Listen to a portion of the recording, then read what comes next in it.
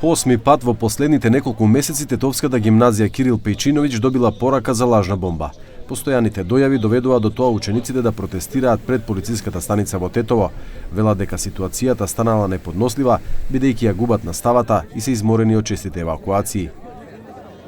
Djedhoj e pakënaqësisë son me dukuri të shpeshta për bomba, dukuri e cila ka ndodhur gati 8 herë me radhë në shkollën tonë, dhe që paraqit një indikator të rënjes së mbarvajtjes së mësimit, respektivisht nuk mbahet mësim, dhe me mos mbarvajtjen e mësimit dëmi më i madh bie mbi faktorin nxënës, gjë që nuk është e pranueshme nga ana jonë, dhe kërkojmë nga organet kompetente të marrin masat menjëhershme dhe serioze për mbarvajtjen afatgjatë të mësimit dhe jo për përsëritjen e këtyre dukurive.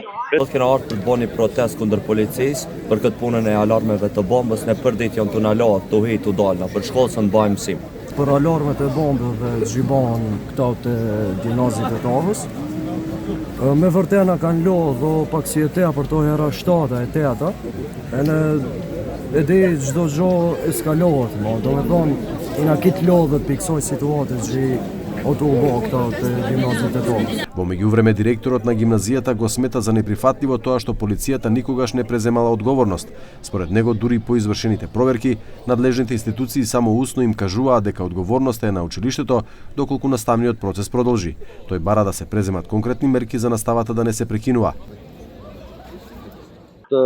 E ditës sotme e padorueshme. Kjo është e patolerueshme, nuk kemi asnjë farë përgjigje nga ana e Ministrisë Punëve të Brendshme. Sektori për punë të brendshme në Tetov nuk është duke dhënë ndonjë farë përgjegjësie, llogari apo diçka tjetër, edhe pse ata vinë vazhdimisht e bëjnë punën e vet.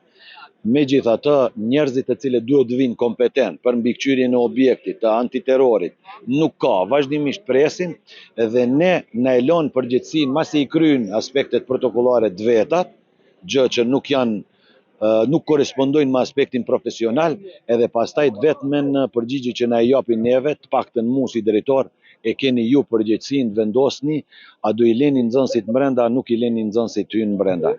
Nuk ka mundësi që unë të marr përsipër t'i fusim 1400 nxënës brenda objektit, kur vet organi kompetent nuk e merr përsipër ата. Тетовската гимназија не е единственото училиште во градот што се соочило со лажни дојави за бомби, но годинава токму тука биле најчести.